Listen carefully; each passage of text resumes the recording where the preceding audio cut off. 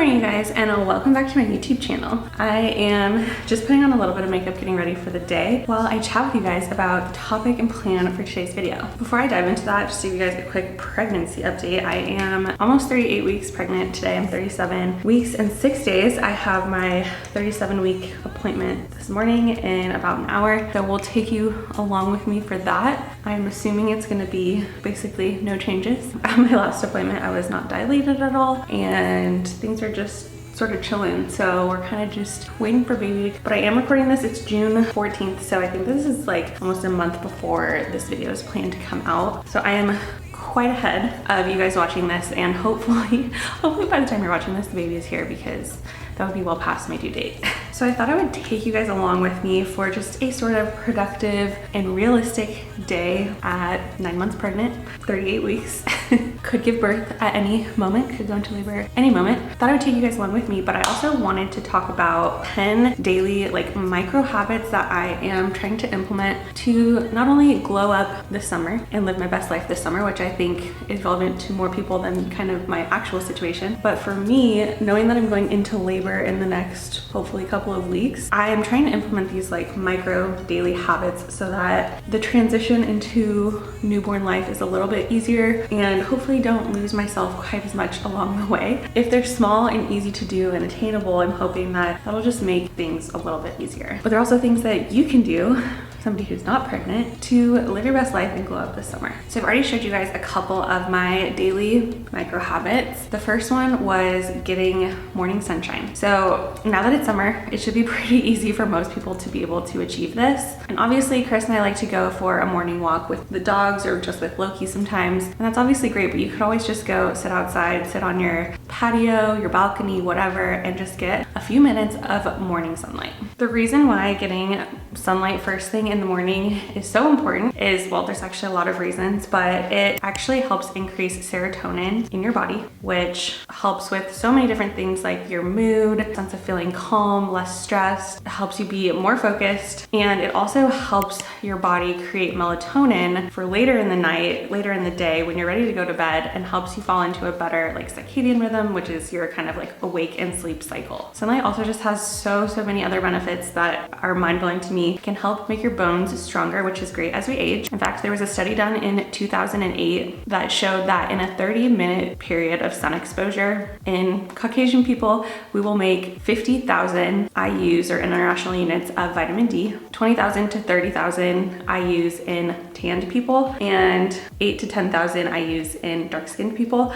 So I think it's really interesting. How amazing is it that sunlight literally make your bones stronger? It's also been shown to help reduce risk of cancer. Of course, be wearing sunscreen so you don't get skin cancer. So anyways, those are some other benefits to getting sunlight every single day. I like doing it first thing in the morning just because I do notice a difference in improving my mood, improving my stress levels, making me feel a little bit calmer and ready to tackle the day. So do what you want, do what works best for you, but know that morning sunlight, just getting outside for 15, 20, 30 minutes a day can significantly improve your mental health and your physical health. So the second thing I was trying to show you guys is drinking water before coffee. I was showing you guys filling up my water. I also have my coffee, but I'd actually drank almost probably half of one of these before even having a sip of my coffee. There's so much importance behind staying hydrated, especially during summer when it's hot out. We're spending a lot more time outside, sweating, it's hot, etc. So make sure you're staying hydrated. It is really smart to get hydrated first thing in the morning because it actually helps kickstart your metabolism, which can help aid in things like digestion, weight loss, and drinking water in the morning can actually also improve brain function. In fact, studies have shown that staying hydrated can actually help improve your cognitive function as well as your energy levels throughout the day. So I pretty much always have my little Stanley handy. I try and drink 5 or 6 of these a day, also because I'm pregnant and I need even more water. Bottom line is stay hydrated and try and drink your water first thing in the morning before you drink coffee. All right, so next you guys saw me coming upstairs, making the bed, tidying up the dog toys, and wiping down the bathroom counters and that type of thing. I like to call that a little 5-minute speed clean, because it's actually quite a lot less intimidating to clean your space for 5 minutes, maybe 10 minutes. The impact that it can have on your mental health is unbelievable, actually. By doing these little 5-10 minute cleans, I don't have to sit down and be like, all right, we are doing a deep clean for an hour or 2 hours, and that can be overwhelming. At least it is for me, especially being 9 months pregnant, that feels like a lot of work, a lot to do. Not only is it just easier and less overwhelming to clean for 5 minutes, but having a clean and tidy space has actually shown to help improve things like depression, anxiety, stress, and overwhelm. And in fact, it can actually be a vicious cycle, because the more depressed you are, or the more anxious you are, or the more overwhelmed you are, the harder it is to actually sit down and want to do, you know, a 30-minute or hour-long clean on your house. So by spending, you know, 5-10 minutes every single day doing things like making the bed, wiping down the counters, a lot of times in the morning I'll put away all the dishes, so that's done for the day. Doing these little things help just keep the space cleaner, which therefore helps my brain stay focused, helps me feel less anxious or feel less stressed or overwhelmed by the mess and the clutter. And I'm personally hoping that this micro habit is one that's kind of easy to maintain with a newborn. In fact, it might be even easier to keep a clean and tidy space with these little micro cleans, 5-10 minutes of wiping stuff down, etc. It's probably going to be a lot more realistic and achievable than doing a full hour-long, you know, deep clean on the house. So that's one that I'm trying to implement right now. I already do it with like making the bed, putting away the dishes and stuff like that, but I'm definitely going to also try and implement things like maybe just, you know, wiping down the mirrors or the windows, or just things like that, incorporating that into my daily micro habit. With that being said, I need to go make breakfast, and that's going to lead me into my next habit. Okay, so the next micro habit is just making sure that I'm getting enough protein in my diet. As a general rule of thumb, you want to be targeting about 1 gram of protein per pound of lean body weight. So if I was super lean, obviously not pregnant, I would probably be eating around 120 to 130 grams of protein per day. That would be me at like a very lean body weight. So in order to do that, let's say I'm having 4 meals a day, 120 grams divided by 4 meals is 30 grams of protein per meal. That's kind of how I like to think about incorporating protein into my diet, and it doesn't have to be that hard or complicated, but it does take a little bit of effort. And if you're wondering why we should be even having so much protein, there are literally so many, of course, benefits to incorporating protein into your diet. Obviously, it does things like help with muscle repair. So if you're working out a lot, you're definitely going to be needing protein to help sustain those muscles. Protein also does things like helps keep you fuller longer, helps keep you satiated, so you're not as tempted to eat things like sweet treats or high carb snacks, things like that. And it also helps in regulating your blood sugar levels. Eating a high protein diet and tracking your macros is something that I actually plan to get back into doing once I'm, you know, a few weeks postpartum and kind of in a little bit more of a routine.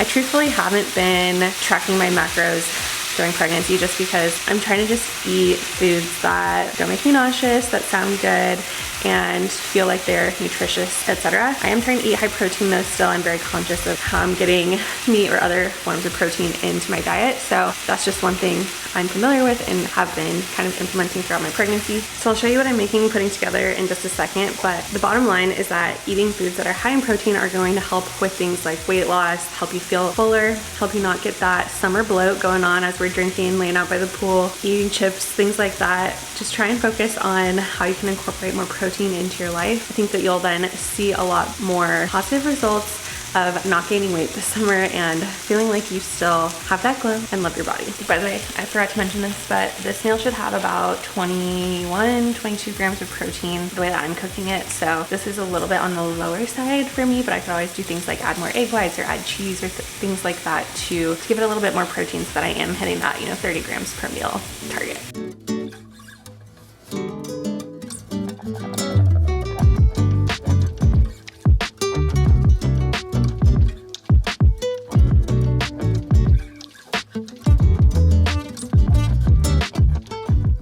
All right, so moving on to micro habit number 5, which is eating foods that fuel you. So here's my lunch right now. Chris and I have been having some variation of this pretty much every day this week. It's been so good. It's just broccoli, rice, and then Trader Joe's sells this shaved steak basically, and it is delicious, let me tell you. I just sauteed it up in the pan with some teriyaki sauce, and it is chef's kiss. This meal should be somewhere between like 25 and 30 grams of protein, because the steak itself is 21 or 22 grams, the rice is 4 grams, and then the veggies should be like around 2 or 3 grams. So that should be close to like 28-ish grams of protein. So back to that habit I was telling you before, just focusing on high protein foods. But the point of this habit is more so focusing on foods that make you feel good rather than just having like empty calories. That's really gonna help you glow up this summer and feel like your best best self. I think especially for me being postpartum, it's going to be so important to focus on snacks like fruits and veggies, and I've also meal prepped some like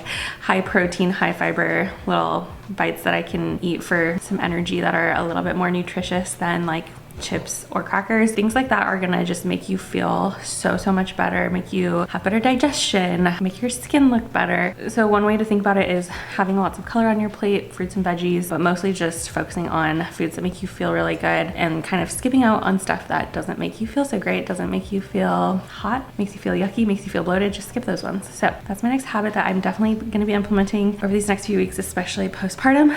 And for lunch, I'm having, like I said, basically like a broccoli beef bowl with some green beans too, and it is delicious. So I actually do need to get some editing done. So I think I'm gonna actually just sit on the couch with Loki and do some editing. Look at how cute he is right now. He's so cute when he's napping.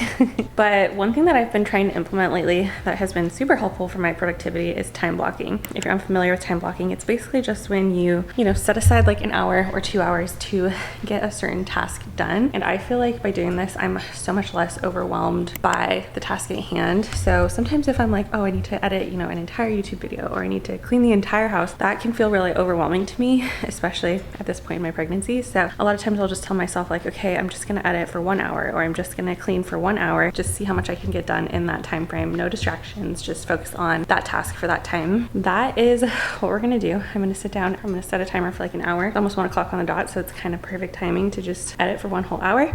And then we'll kind of go from there. I do kind of want to go to the gym today because I am not dilated at all, and one of the things that my doctor said can get things going is walking, and it's way too hot to walk outside here in Vegas right now. It's literally 100 degrees every day, so we're gonna be walking at the gym. So I might work for an hour and then go to the gym and just like walk on the treadmill for a little bit. So that's the plan, that's the update. Let's get some work done.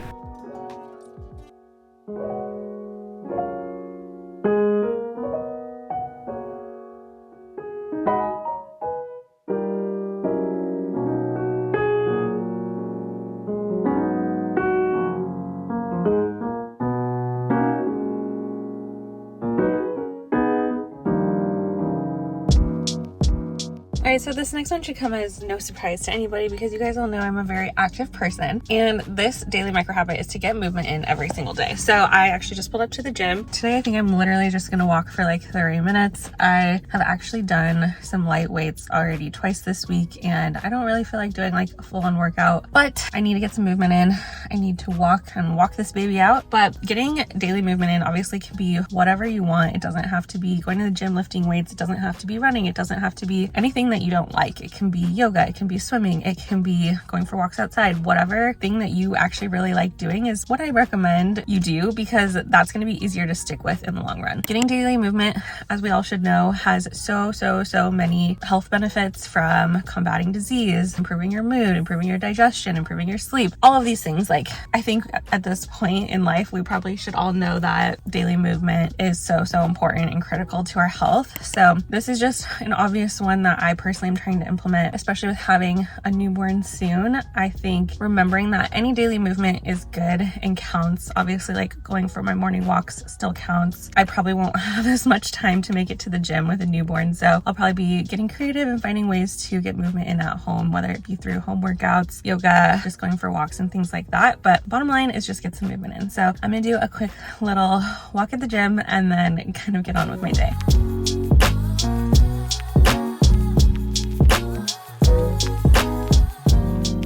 So obviously back home from the gym now, and I just wanted to wrap up this video with the last few sort of micro habits that I'm really working on implementing to glow up and live my best life with newborn this summer.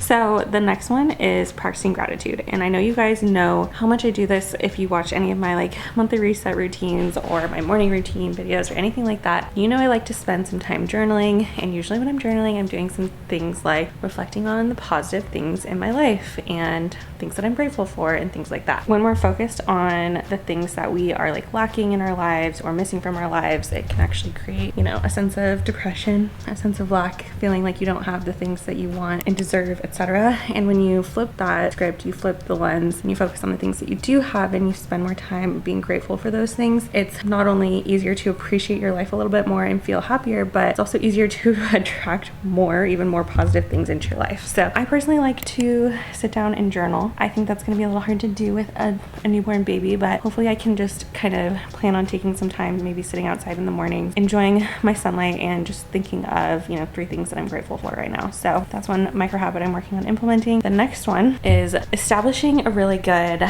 wake up and bedtime routine. So if you guys watched my 5 a.m. for a week video back in April, I want to say it was, I practiced waking up at 5 a.m. every day for a week, and then I actually did it for an entire month. So actually I think it was the month of March, I can't remember, but that was really interesting because I was really able to see how creating a really nice wind down routine, getting to bed at the same time every night, getting to bed early, getting good sleep could set me up for such a more successful day. Waking up early could set me up for a more successful day, and just getting in that routine really helps with your circadian rhythm, what I was talking about earlier on in this video with, you know, getting that morning sunlight in, being able to be tired later in the day and fall asleep and things like that. And there is research that supports that getting into a regular sleep cycle can improve your overall health, can do things like reduce your chances of getting sick or improving your mood and things like that. So there's tons of health benefits, of course, to sticking to a routine. I know it's not possible for everyone if you have a weird work schedule. I know having a newborn, this is going to be a really tough one for me, but I think the goal for me is just going to be like,